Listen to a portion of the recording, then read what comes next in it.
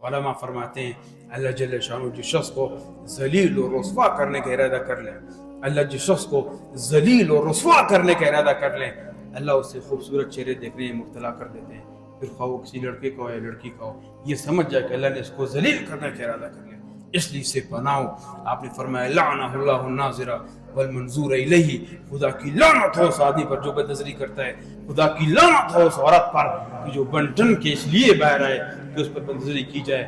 آپ نے فرمایا وہ خاتون جو خوشبو لگا کے باہر نکلے، آپ نے فرمایا فہی زانیۃ فہی زانیۃ فہی زانیۃ، یہ زانیہ ہے، یہ زانیہ ہے، یہ زانیہ ہے. صرف وہ عورت جو خوشبو لگا کے باہر نکلتی ہے، کوئی کسی مرد پر خوشبو پڑے گی اس کا اعلان ہوگا حضور نے تو کھڑے الفاظ میں اس کو زانیہ کہہ دیا. یہ نہیں کہا کہ زنا کی طلب کرنے والی ہے، یہ نہیں کہا کہ اس کی گندی سوچ ہے، یہ نہیں کہا کہ اس کا گندا ذہن ہے. حضور نے فرمایا یہ زانیہ ہے. اب جو طبقہ یہ کہتا ہے مولانا دل پاک ہونا چاہیے، آنکھوں سے کچھ نہیں ہوتا. ہاں اسلام دل میں ہوتا ہے مولانا، داڑھی سے کچھ بھی نہیں ہوتا. داڑھی میں اسلام نہیں ہے، اسلام میں داڑھی ہے.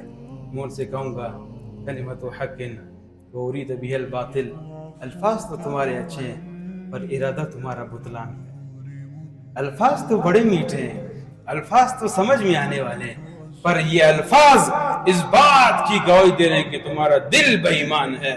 یہ الفاظ اس بات پہ گواہی دے رہے ہیں کہ تم بیمار ہو. یہ الفاظ بیمار آدمی کی ہیں. یہ بات میں بھی مانتا ہوں کہ داڑھی اسلام میں ہے، داڑھی اسلام میں ہے، داڑھی میں اسلام نہیں. میں بھی مانتا ہوں آدمی اچھا اندر سے ٹھیک ہو، کسی کو نقصان نہ پہنچائے، میں بھی مانتا ہوں یہ اچھا آدمی ہے. داڑھی نہ ہو چلو ایک گناہ مبتلا ہے، باقی زندگی تو اچھی چل رہی ہے. میں مانتا ہوں آپ کی بات ایسی ہے، پر یہ بھی کہوں گا بات تو تمہاری اچھی ہے لیکن ارادہ تمہارے سے باطل کا ہے، ارادہ تمہارے سے باطل کا ہے.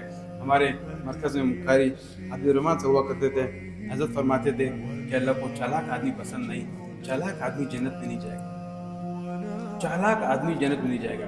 پھر مثال دیتے، پتہ ہے چالاک آدمی کون ہے؟ چالاک ہوئے آپ کو بھی آپ نے نماز کیوں نہیں پڑھی؟ کہتا ہے وہ مولانا سب میرے کپڑے گندے ہیں اصل میں. اب یہ چالاکی دکھا رہے ہیں. تو بھئی آپ کپڑے گندے ہیں تو دھو کر پڑھ لیتے، بس ختم. آپ بجائے یہ الفاظ کہنے کے کہ مولانا یہ غلط ہے.